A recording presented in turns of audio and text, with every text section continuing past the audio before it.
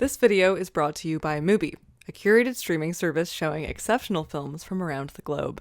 Get a whole month free at mubi.com/broedeschanel.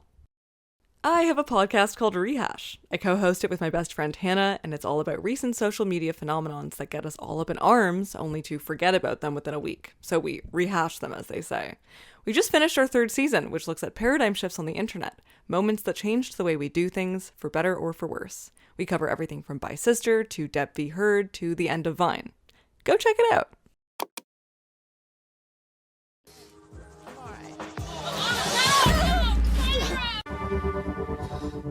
Today you guys are gonna learn about acting! Melodrama. For over a century now, this term has been a shorthand for the soppy, pulpy excess of Hollywood tearjerkers. Women's film, if you will. And so recently, when the word melodrama started popping up all over Twitter to describe Todd Haynes' meticulously crafted prestige film, May December, it had everyone trying to figure out just what the hell people meant by that. Basically, some early reviewers referred to May December as camp, which then caused a whole bunch of people to clap back at them. For example, I myself got semi-roasted after posting an engagement baity question to my community page asking if my subscribers thought that the film was camp or melodrama, with a couple people then posting it on Twitter, arguing that we needed to shelve the word camp altogether until we know how to use it properly. And this is when the word melodrama was thrown into the ring, with tweets like, "May December isn't camp, but it is definitely melodrama. And I'm convinced that most audiences can't read melodrama on that level anymore. They can't sit with the discomfort of the emotional shifts, so they flatten everything and read it through a lens of irony and humor instead." And sure, May December is campy in a sense, but the melodrama framing is there as a means of exploring how our obsession with the sensationalized true crime stuff makes us forget the real human damage. Like, the whole point is that it makes you, the viewer, complicit. Both interesting points, I think. But on top of people being upset that anyone would use as unserious a word as camp to describe the film, things were fueled even more when the movie was placed in the comedy category at the Golden Globes, which then led people to tweet that if anyone found the movie funny, there was something seriously wrong with them. I then made the decision to respond to that discourse by saying, people not reading the movie as a comedy in any way simply because it's a story about abuse is making me genuinely concerned about media literacy, and that all of these people smugly yelling that we need to stop using camp or melodrama to describe May December fundamentally misunderstand the currents of tragedy running behind those two words. Unfortunately, I made it sound like I thought that the film was a straight-up Adam Sandler type comedy, and that anyone who didn't think it was funny was dumb. When what I meant to say was that it's media illiterate to suggest that using low culture classifications like comedy or camp to read the film is inherently immoral because of its subject matter. This was unwise, because then I got dragged across my mentions by hundreds of people saying that I was insane and pretentious and wrong, and that the term media literacy needs to be shelved until we know how to use it properly. I keep doing that. Now it is time to be wise. And they say the wisest person is one who accepts that they know nothing. I would be a true fool to say that I know everything about comedy. I'd be a true fool to say I know all about camp or melodrama. But the idea that calling a film any of these things is somehow offensive to that film's subject matter is really a disservice to the very complex and useful layers underlying such forms. I was really interested to see so many people invoking the word melodrama in their arguments against camp and comedy. Especially because this word has its own unserious connotations, and because I have yet to see someone provide a comprehensive definition of it. So I thought this would be a good opportunity to do just that. Because guess what? Very few people, including me, are able to identify what exactly melodrama is. Once we do that, we can really ask the question, is May December a melodrama? And if it is a melodrama, does it mean it can't be camp or comedy? Why do these words make people so angry? And then we can ask the most important question of all, am I always right? And are the people yelling at me on Twitter wrong?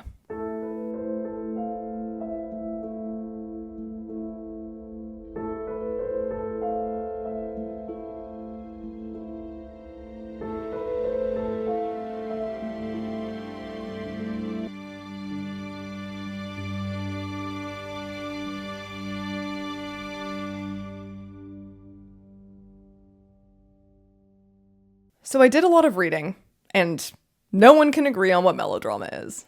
But fear not. It's not entirely fruitless because I managed to pull out some general trends in the scholarship that I'm going to share with you now. So melodrama, or melos meaning music, and dram meaning dram, means exactly that. Music drama. And the reason there's no one definition of it is because it's evolved significantly over the years across a variety of art forms. Marcie Frank says that the term was first used to signify dramatic speech accompanied by music, but quickly came to signify dramatic performances that included dance and pantomime elements. According to Peter Brooks, it originated from Jean-Jacques Rousseau in his Scène lyrique Pygmalion, which is largely cited as the first ever melodrama because of its use of gestural performances and spoken dialogue accompanied by music.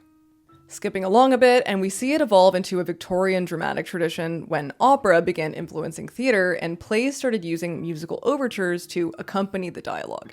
Again, this history is not fixed. Melodrama existed in other countries as well, and the form differed depending on where it was. But looking at classical melodramas of the 18th and 19th centuries, there is a through line. That is, an amplifying of the audience's sense of good and evil. For example, Ben Singer writes that classical melodrama, particularly on stage, gave the audience the cathartic pleasure of the very purest, unequivocal kind of hatred, repulsion, or disdain for the villain. The big gestures and overall expressive nature of melodrama then made it very easy to translate to screen during the earliest days of cinema, as film technology was still developing. Singer gives us 5 main features of the melodrama. Pathos, meaning a kind of visceral physical sensation triggered by the perception of moral injustice against an undeserving victim. Overwrought emotion, similar to pathos but without depicting the kinds of martyrdom, miscommunication, or helplessness which characterizes it. So basically just heightened emotion, kind of like what you see in soap operas. Moral polarization, so black and white portrayals of morality. Non-classical narrative structure, so lots of twists and turns and events and deus ex machinas. And lastly, sensationalism, which in his words is an emphasis on action, violence, thrills, awesome sights, and spectacles of physical peril. Pre-cinematic melodrama in its stage and literary forms were indeed heightened and morally polarized, mainly because, while they derived stylistically from pantomime and vaudeville, their thematic elements came from morality plays and folktales and songs, which tend to have clear heroes and villains. Early cinematic melodramas, on the other hand, were a bit more complicated. For Singer, Hollywood melodramas from this time feature only 2 of these characteristics: pathos and overwrought emotion. What sets them apart from their literary and theatrical counterparts is that there isn't often a clear villain. Usually, they're much more morally ambiguous. Peter Brooks, although his seminal book on melodrama and Balzac has been widely picked apart by other scholars, made the interesting point that melodrama is a product of modernization, which happened after the French Revolution. For him, melodrama comes into being in a world where the traditional imperative of truth and ethics have been violently thrown into question, yet where the promulgation of truth and ethics, their instauration as a way of life, is of immediate daily political concern. Basically, society no longer had a clear moral or religious order, and melodrama attempts to cope with and make sense of the vacuum that it left behind. And in the words of my girl Linda Williams, the melodramatic mode thus took on an intense quality of wish fulfillment, acting out the narrative resolution of conflicts derived from the economic, social, and political spheres in the private, emotionally primal sphere of home and family. So where pre-cinematic melodramas were placed in exotic settings and full of extreme characters and morals, Hollywood melodramas were much smaller in scale and usually took place in the home. The best example of this comes from arguably the most famous melodrama of this period, Stella Dallas. Stella Dallas tells the story of a poor young woman named Stella who has trouble adapting to her new upper-class life after marrying a mill executive named Stephen Dallas.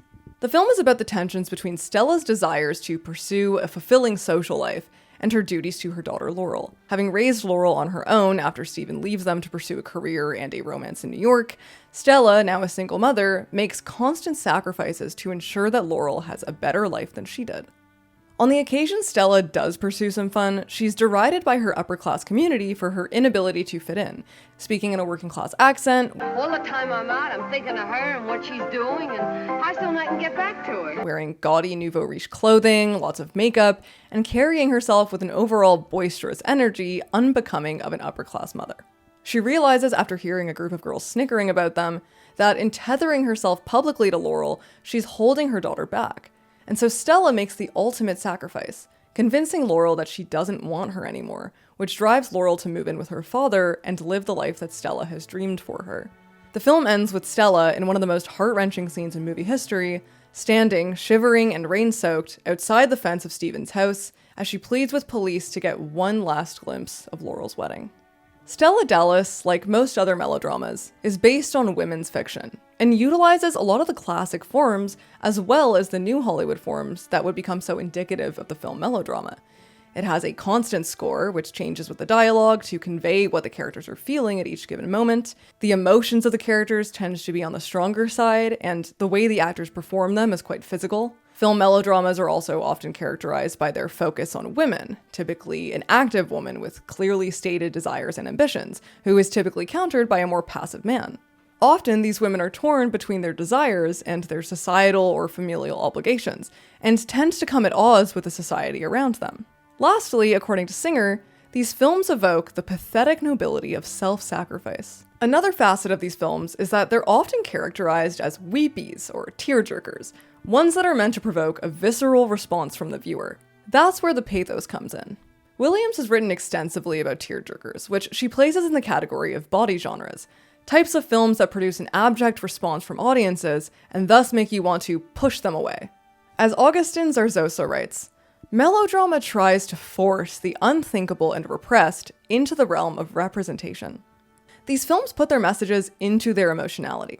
And when I wrote that Stella Dallas is one of the most emotionally and stylistically powerful movies I have ever watched, I meant it. I've heard a lot about that final scene, and yet I found myself sobbing violently when I watched it. But as much as Stella Dallas has some conventions of the classic melodrama, musical cues, pathos, and overwrought emotions, again, it's morally ambiguous. We're placed most often from the perspective of Stella, and so while sometimes we might disagree with her choices, like when she's joking around about giving baby Laurel alcohol, or when we're embarrassed for her, like when she's being gregarious on a train full of people, the majority of the movie, we are asked to sympathize with her. She makes some indiscretions as a mother, but we also know that at her heart, she's a good mother. And her undying commitment to Laurel is truly beautiful to witness. Yet we're also asked to read the political undertones of the film. In her analysis of Stella Dallas, Williams writes about how unclear and divisive the ending is for so many women viewers. Stella's true faux pas in the universe of the film is that she insists on making her motherhood a pleasurable experience by sharing center stage with her daughter. The one thing she will not do, at least until the end, is retire to the background. And yet the ending of the film, for Williams, is not clearly a triumph nor a tragedy, as so many women took it to be.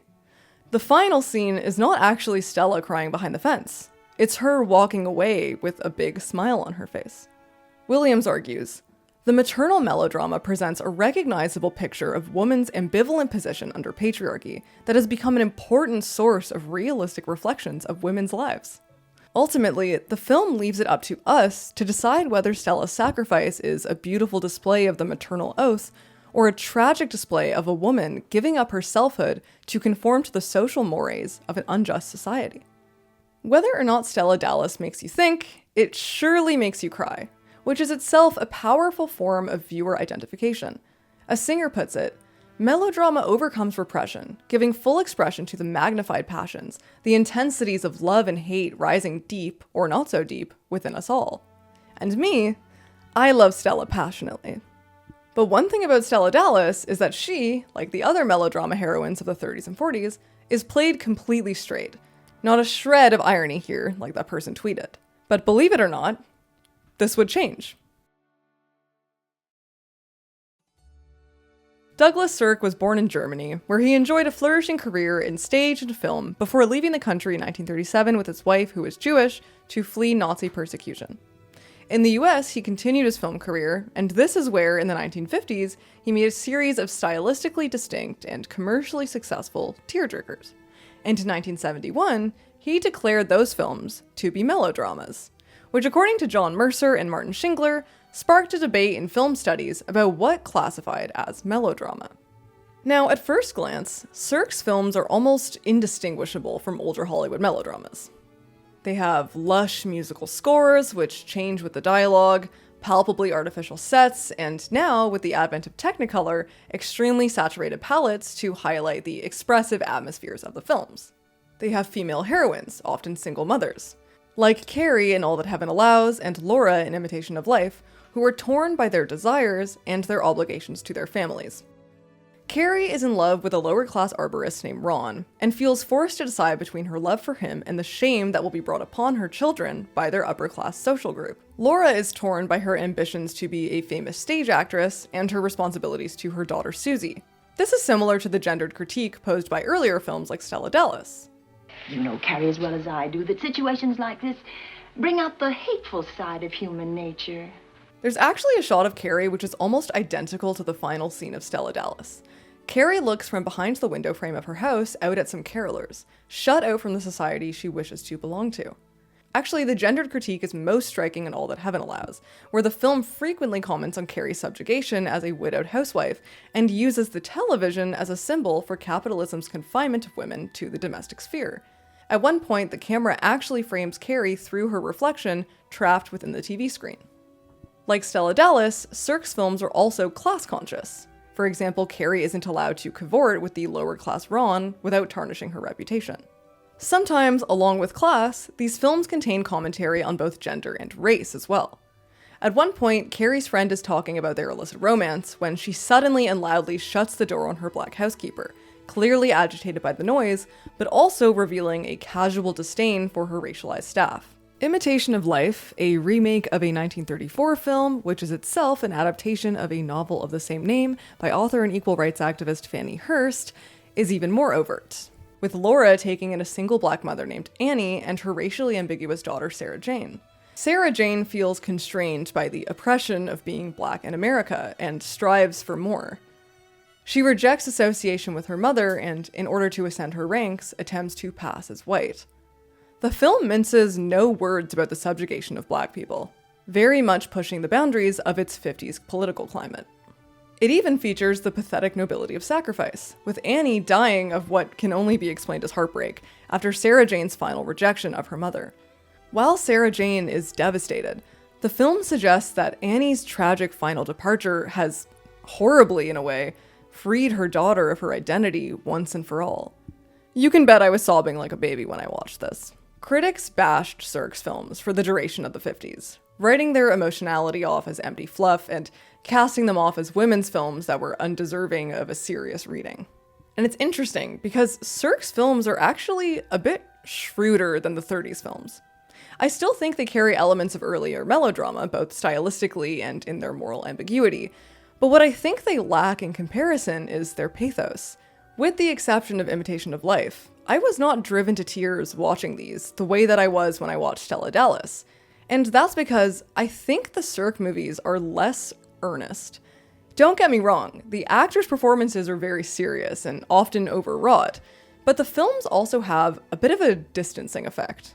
As Thomas Schatz writes, the initial success of romantic tearjerkers reflected their collective capacity to stroke the emotional sensibilities of suburban housewives. But recent analysts suggest that the 50s melodramas are actually among the most socially, self-conscious, and covertly anti-American films ever produced by the Hollywood studios. I think Cirque's 1959 film Written on the Wind is the best example here of what Schatz is describing. Written on the Wind is about a woman named Lucy who becomes involved with a wealthy Texas oil family after marrying their philandering alcoholic son Kyle. Kyle's working-class best friend Mitch is also in love with Lucy, and is favored by Kyle's father over his own children because he views Mitch, who isn't burdened with the impotence of generational wealth, as more capable. But again, we have the class consciousness. Mitch is seen as an outsider and an interloper by the children of this upper-class family that he grew up with Kyle referring to him as white trash at the end of the film. Kyle's sister is Mary Lee, a devious but tragic woman whose unrequited love for Mitch and, of course, her generational wealth lead her to do terrible things, like telling lies about Lucy and sending Kyle into a depressive spiral. Again, active women driven by their desires, and passive men. Here, Mary Lee's desires are so strong that they get the better of her, and thus propel much of the winding plot. In his 1985 review of the film, Dave Kehr notes that the goofy artificiality of the sets and colors and the extremity of the actors' performances, as well as the twists and turns in plot, make Written on the Wind a screaming Brechtian essay on the shared impotence of American family and business life that draws attention to the artificiality of the film medium, in turn commenting on the hollowness of middle-class American life. If you don't know Brecht, he was a playwright who would use excessive gestural performance and visibly fake sets to distance the audience from his plays so that they could watch them with a political mind. Written on the Wind uses these devices to expose the fallacy of the American dream. If we're to look at Cirque's films like that, you could argue that it's harder to sell them as earnest portrayals of the melodrama. Roger Ebert uses that Kehr quote a decade later in his review of Written on the Wind, and he says something in this review that caught my attention. Written on the Wind, like Stella Dallas, appears to be played straight. But while I didn't cry watching it, I did feel myself chuckling now and then at the ridiculousness of its stakes. Ebert says that it actually takes more sophistication to understand a Cirque film than a film by Ingmar Bergman, because Bergman's techniques and commentaries are right there on display, whereas Cirque's message is concealed below layers of artifice and exaggeration. Along with Kehr and also Schatz, Ebert points out this new ironic take on the melodrama that Cirque is adopting. And in that irony, that satire, is humor. He says, if you only see the surface, it's trashy soap opera. If you can see the style, the absurdity, the exaggeration, and the satirical humor, it's subversive of all the 1950s dramas that handled such material solemnly. Written on the Wind was clear inspiration for hit soaps like Dallas and Dynasty, which expanded on the melodrama tradition and came to dominate television in the 80s and 90s. As Ebert writes, Cirque's style spread so pervasively that nobody could do melodrama with a straight face after him. Ebert ends his review with one blazing question. One test of satire is, at what point do we realize the author is kidding? Which is how we arrive at this current discourse around May-December.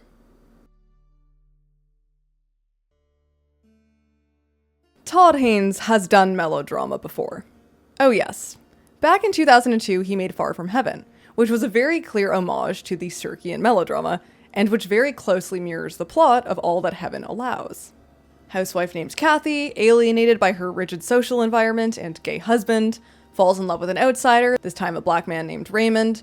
Again, she must choose between her role as a mother, wife, and member of the white upper class, and her love for Raymond. Once the community finds out about this, Kathy is socially ostracized. And, like Stella Dallas and All That Heaven Allows, the children must bear the brunt of these desires. Except this time, it's Raymond's daughter, Sarah.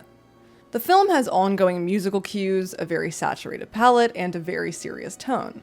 The irony here is less so in the visuals or political messages, which were less provocative for the time as they were in the 50s, as it is Haynes's clear referencing of the melodramatic form. The film is not exactly saying something new, as it is more a pastiche to Cirque's style and sensibility. More style than it is commentary, I would say. Along with Far From Heaven, Haynes' adaptation of Mildred Pierce, along with his 2015 film Carol, definitely signal his interest in melodrama. Mildred Pierce is based off the classic 1945 melodrama, and Carol definitely has elements of melodrama. Its 50s setting, and the theme of Carol being torn between her duties to her daughter and her own romantic desires. So it wasn't so far a stretch to assume then that some of the components of May-December were definitely inspired by or even fully embodying melodrama. So what is it about May-December that made people call it a melodrama? The film has very distinct musical cues, which is the main reference point on Twitter for both the camp and melodrama defenders. The score was actually lifted directly from the 1971 British melodrama The Go-Between, so check for style. Now let's do the singer test. Remember, it only has to hit 2 of the 5 categories. Does the film have moral polarization? No, it's extremely ambiguous. The intentions of almost all of the characters except for Joe and his children are incredibly dubious. But as we know, the film melodrama is all about moral ambiguity, so check. Does it have a non-classical narrative structure with twists and turns? Well, the revelation at the end of the film that Gracie has been in cahoots with her oldest son is a definite and sudden twist in the plot. So, check. Sensationalism. I wouldn't necessarily say the film has any explosive elements for it visually. Its cinematic techniques fall more in line with prestige work, except for the many zooms, which themselves are a bit sensational. The subject matter, however, is extremely salacious and shocking, so I would say check there. Does it have overwrought emotion? Yes! Julianne Moore's character is the vehicle for this device. There are multiple instances where she bombastically bursts into tears or screams, veins popping out of her head and eyes bloodshot, and it's so jarring and ridiculous. So, I think check. And lastly, and most importantly, does it have pathos? Absolutely. Jo is the grounding force for the film and the audience surrogate. While it's very difficult to identify with Gracie or Elizabeth for most of the film, the emotional core stems from Jo and the tragedy, the injustice of his situation. Charles Melton plays Jo not only earnestly, but subtly. His body language reveals the 13-year-old boy still trapped within him. His helpless slouch as he pleads with Gracie in their bedroom was so horrible that it drew me to tears. That is pathos. So, check. The film also carries other themes and tropes of the film Melodrama. It has passive men, Jo, and active women, Gracie and Elizabeth, both of whom very much resemble Mary Lee, devious, spiteful, and driven too greatly by their own desires. Elizabeth in her blind ambitions, and Gracie in her need for control, completely ambivalent to the people they harm in their paths. One of the final shots is actually deeply evocative of Stella Dallas. Jo is not sitting in the bleachers for his kid's graduation, but is instead standing by a fence on the periphery. He's watching them pridefully, but he's also crying. I think this can be read as a visual symbol of Jo's social alienation, completely distanced from both the adults he's never been able to join, nor the kids he's been able to relate to, growing up so fast. But taken into this context, we have to ask whether this stepping to the sidelines is a sacrifice similar to Stella's. While Stella's alienation comes from her attempts to exert agency, Jo has never had agency at all. Her daughter's step into adulthood signals the end of Stella's agency, whereas Jo sending his kids off at graduation signals the potential beginning of his, as we question whether he's choosing to leave Gracie.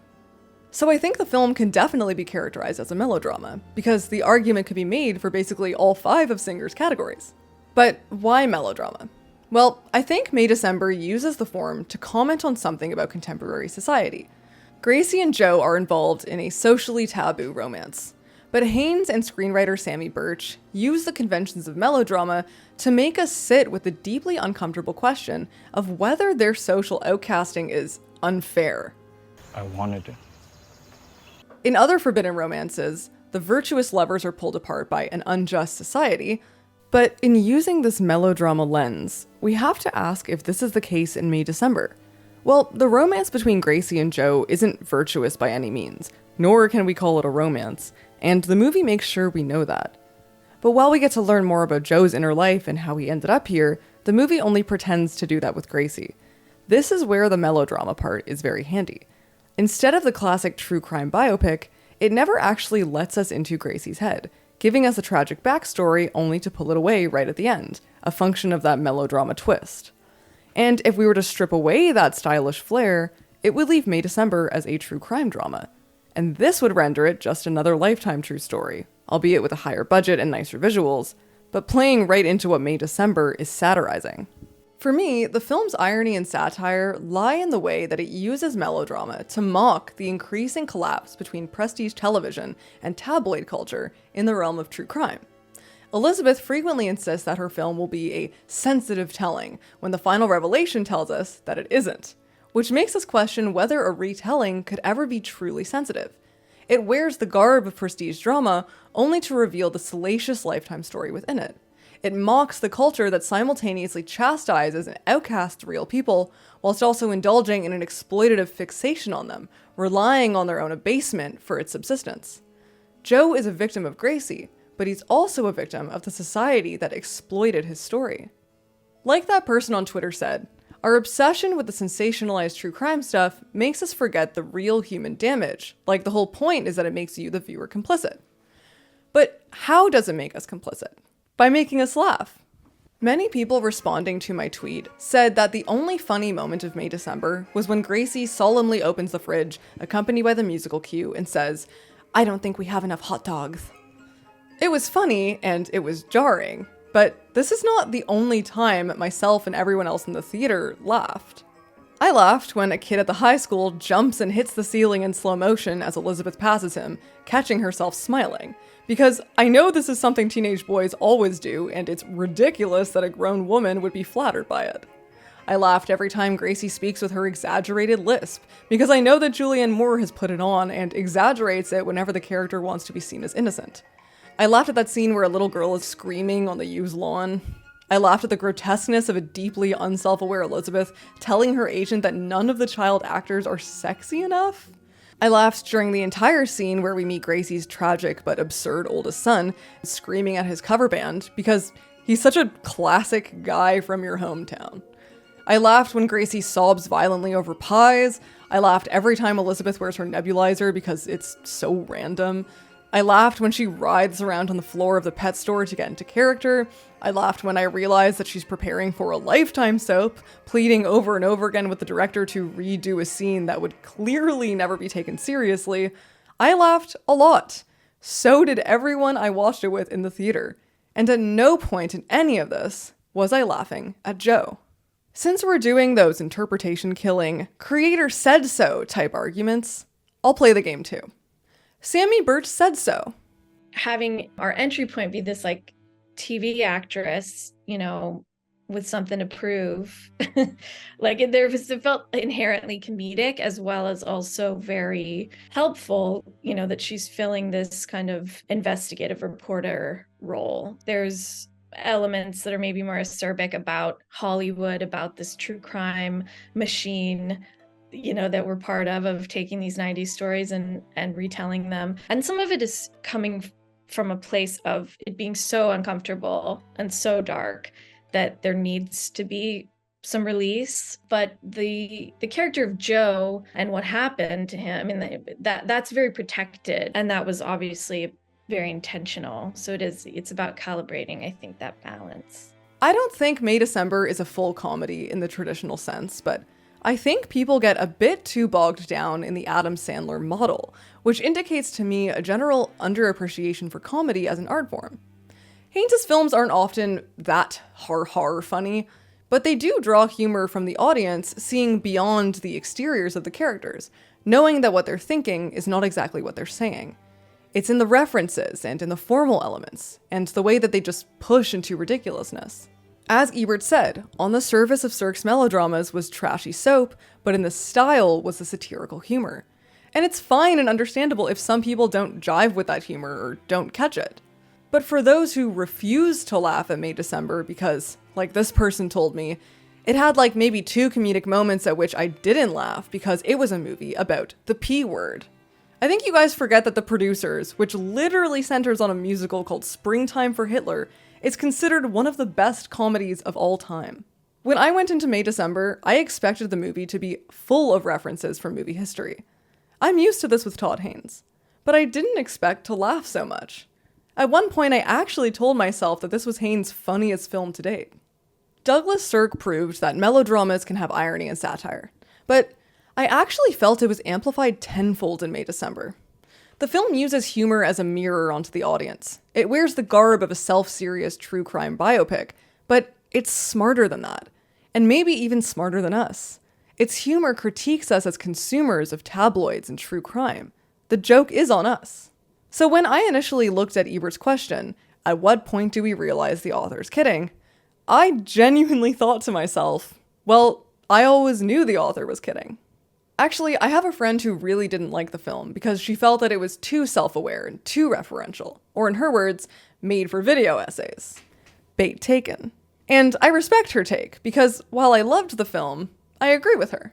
For me, unlike the Sirk films, May December barely conceals its satire.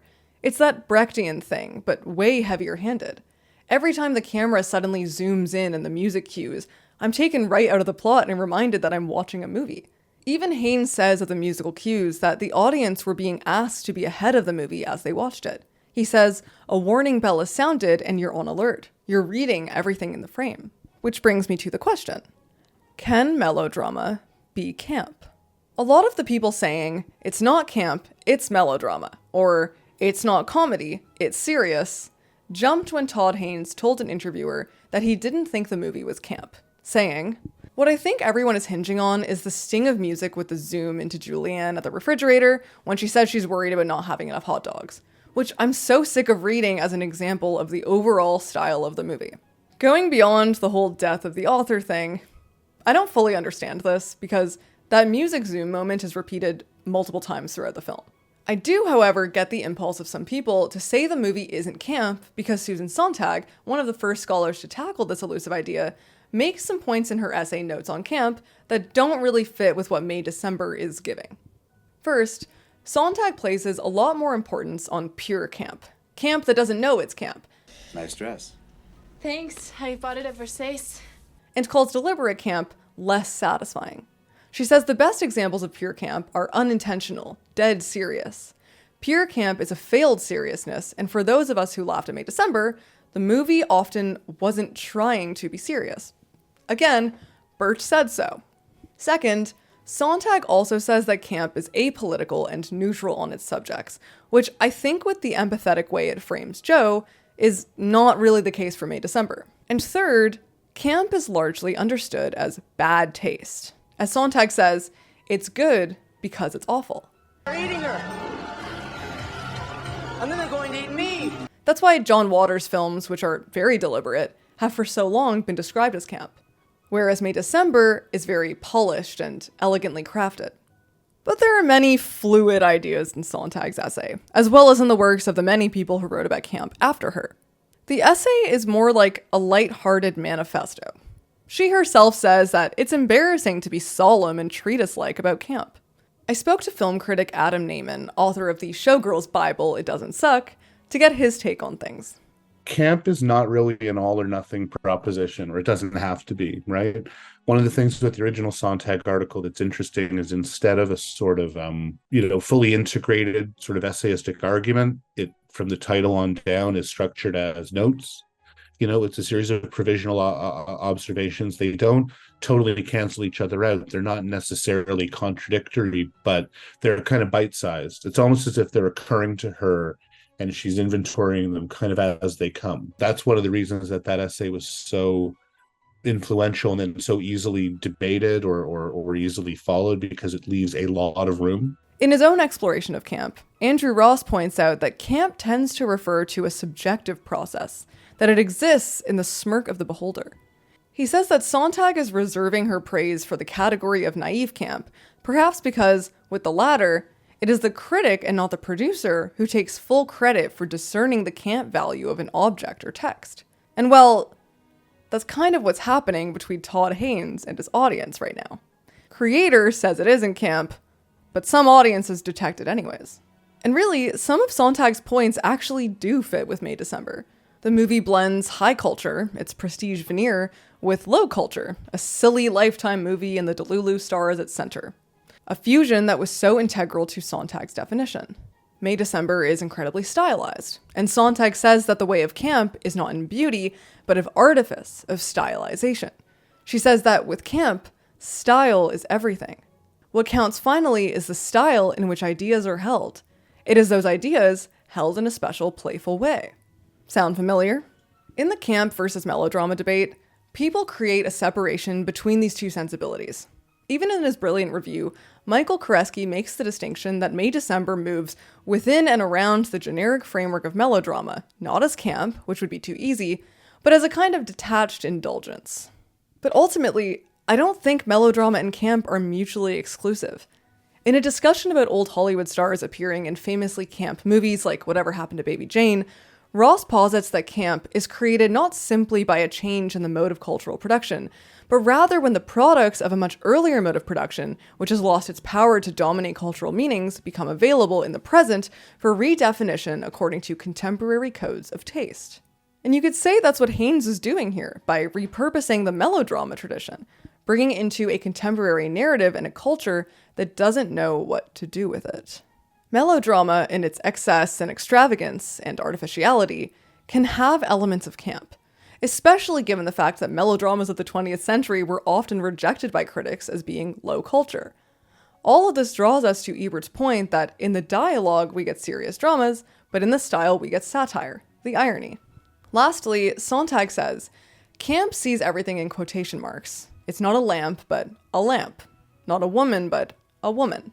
To perceive camp in objects and persons is to understand being as playing a role. The openness of it and some of the paradoxes of it, particularly around the idea of seriousness, that camp can't be serious, but at the same time, it can't be too cynical, it can't be too ironic, it can't be too insincere, right? So, how do you reconcile that idea of playfulness and sincerity without drifting into insincerity? What does it mean to put things in quotation marks? Are you putting them down? Are you celebrating them?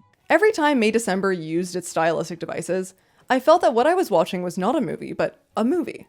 The drama can never be fully absorbing because Haynes is winking at me. This is the problem my friend had with it, and this is why I found it to be such a delightful movie. Camp is a subject or a topic or a theme that we all have a certain relationship to, and I think all of us have artists who seem to tick those boxes, and we have camp on our mind when we watch their work. And Todd Haynes is one of them for me. In May December, not only do you have these two very high-powered, heavy artillery Hollywood actresses who are both arguably iconic in the way that certain camp fandom would have it. Natalie Portman and Julianne Moore, very emotional performances that are either queer-coded or queer-friendly, in roles that allow them to sort of go at each other and impersonate each other and connect with each other. But I think that for a lot of people, and this is sort of like the smoking gun and the argument, there's the music Sting by Michel Legrand early in the film for his score for The Go-Between, when the Julianne Moore character opens the fridge door and remarks that, they don't have enough hot dogs, which Haynes has spoken about, lots of people have spoken about. And I think the best reading of that is it's a gesture as opposed to a complete skeleton key to unlocking the movie. It's a signal early on of maybe what this movie could be, of what our expectations for the movie could be. Maybe it's a signal of the kind of movie that Natalie Portman's character claims she's not trying to make about the situation, but that she's going to end up making, which I think is paid off. The more we see glimpses of her projects, we see that there is something kind of trashy and lurid and maybe unintentionally campy about the movie that she's trying to make. The question of camp in the movie it's almost like a note that's kind of hanging in the air there invisibly, and the movie only chooses to chime it every so often, which I don't think is a fault or a flaw. I don't think it's an imbalance. I think it's a sign of Haynes's very interesting kind of tonal control. It needs a little bit of it, I think, to keep from being really turgid. Camp is sensibility. It's feeling, it's taste, it's aura. And that's why it's so hard to pin down. Again, that's why it was impossible to have a theme for the Met Gala. You can't really wear it. So when people get offended at the suggestion that May December is camp, I say, why so serious? Why not hear people out? I just think that insofar as camp is about kind of humor and incongruity and signaling and a kind of complicity, whether it's a complicity between the actor and the audience or the director and the material and the audience, I think that Haynes does it quite naturally, which is why when he said the other day in whatever interview that, that's not the intention. I mean, the two things that I would sort of say there are, one, I subscribe to the D.H. Lawrence, trust the tale, not the teller. The movie is the movie, whatever the filmmaker says their intention is. But of all people, I mean, Haynes, who's a semiotics major and who is one of the more like intellectually agile American filmmakers. I mean, I've interviewed him. He's a smart guy. It's odd that he would not at least open up the possibility that that's a reading for the film. Part of what he's saying there is like the movie's not making fun of the situation or the characters, and I agree with that totally. I don't think the movie is mocking, but it's very aware of how lurid that material is once it goes through a media filter, once it goes through the filters of fiction, and I think it's aware of what the audience's expectations for a movie like this might be. I think there's a knee-jerk reaction to a descriptor like camp because it's seen as pejorative. Angelica Jade Bastien wrote a piece in 2017 about how the instinct to label female-led movies like Whatever Happened to Baby Jane and Jackie as camp is a negative one, asking, Why does the presence of camp hold more importance than the actual work and voices of actresses who have come to be defined by it? Suggesting that camp as a label is a means of taking these projects less seriously. But camp isn't derogatory, it's an appreciation and a love. Haynes is fascinated with stories that center on women, and there's an instinct to label his work as camp or melodrama, where similar works about men would not be. But I don't see that in any way undermining his work. I think it sharpens it almost. This understanding of camp in particular as pejorative may also come from the fact that our general cultural understandings of camp is rooted in things that kind of annoy us, like Trisha Paytas or the works of Ryan Murphy, Jeremy Scott or Riverdale. Stuff that's gaudy and excessive. So if this is what May December is being measured against, then of course people get mad. Critic Glenn Charlie Dunks on Twitter also pointed out that audiences not picking up or jiving with the movie's humor or camp sensibility may have to do with the way that so many people had watched it at home on Netflix instead of in the theater. And Adam made a similar point. There is something strange about May December being on Netflix, a niche filmmaker like Haynes having his work available instantly, so widely, to screen cap culture and instant reaction culture. Now, my point here is not that Todd Haynes should only be for small afternoon matinee crowds at Film Forum, because they know how to talk about him. And my point is not that Netflix shouldn't give Todd Haynes money to make the movies that he wants, and it's not even that people shouldn't be allowed to watch the movie. It's not that. It's that for this movie to be being experienced by a giant swath of viewers that cuts way past his usual demographic and starts intersecting with those same film demographics that are watching movies in, let's say, the 2020s with very different objectives. This is a strange movie to be so demographically splayed out so fast, and it's making it more of a talk aboutable movie than I would have thought any of the last 5 Todd Haynes movies have been. I think the movie is deliberately intractable. It's an optical illusion of so many different styles and forms and sensibilities.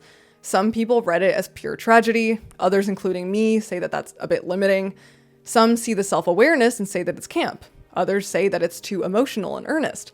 And some see the emotions and pathos and say that it's a melodrama, and that's who I've spent this entire video trying to agree with. But truly, I have trouble even claiming May December as a full melodrama, because where the satire was deeply concealed in the Cirque films and basically non-existent in the maternal melodrama, again, I thought May December was too self-aware in its satire, too funny, winking too heavily to fit in neatly with the melodramatic form, so reliant on its expressive style and seemingly earnest stakes. The movie is ripe for debate, and leaving the theater, stomach hurting from laughter, I couldn't wait to call my friends and discuss it. So, I was truly baffled when people on Twitter said that it was incorrect and morally wrong to classify May December as a comedy. What our frustrating dive into film scholarship should tell us is that none of these conventions, modes, sensibilities, or genres have hard lines. They often bleed into one another and rarely beget a single definition. Scholars spend all of their time obsessing over and debating these terms. The Golden Globes nomination could have inspired a fascinating debate about whether May December deserved to be in drama or comedy categories, or even a simple critique of the futility of award show binaries. Yet instead, people came out and said that it was immoral to call May December a comedy, that it was offensive to a film which should be taken seriously because of its subject matter. And I didn't like to see that, because this effectively shuts down any room for discourse about a movie that's almost begging us to dissect it. I felt the same way when people said we were using the word camp wrong and only applying it to the movie because it had a gay director. Like, what a bad faith way to interpret this. There were also a couple tweets I saw suggesting that even calling it a melodrama was a disservice, playing into that old stigma. This is a problem I've spoken about before, but our culture is so fixated on the representational elements of a film, meaning how it represents political issues, that it's become the only way we read film these days. It feels like on Twitter we're almost incapable of looking at a film from any other lens. So when I used media literacy in my tweet, I wasn't saying anyone who didn't laugh at May December was dumb. I said that if an audience was incapable of laughing at the film because it was about predation, and go so far as to say that anyone who did laugh at it were wrong for doing so, then they were ignoring the many important, deliberate choices that the film was making. The reason I think May December is a work of genius is because it uses these stylistic conventions, be that melodrama or camp or just plain humor, what have you, to craft empathy around its subject. Like Ebert says, to a greater degree than we realize, our lives and decisions are formed by pop cliches and conventions. Films that exaggerate our fantasies help us to see them, to be amused by them, and by ourselves. They clear the air. I have never understood the effects of grooming so fully than when I watched May December, and I needed to be able to laugh at the absurdity of this terrible situation in order to really get there. The humor lifts you up only to send you crashing down. I think people are scared to laugh at horrific things because they're scared about what that says about them, and that's what May December has exposed in a way. May December is a pastiche of all these different genres and forms, its surrounding characters all artifice and style, so that at their center is a core of truth. Joe. I could argue that we need to take melodrama and camp and comedy more seriously as a culture, except I think that would undermine their power, a power that lies in their hidden intellect and resonance. I almost think that in order for something like melodrama to sustain itself, it needs to have that low culture artifice. In other words, the girls who know, and the girls who don't. Let's keep this our little secret. Cut.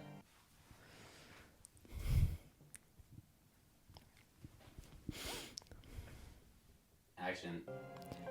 Let's keep this our little secret. Cut.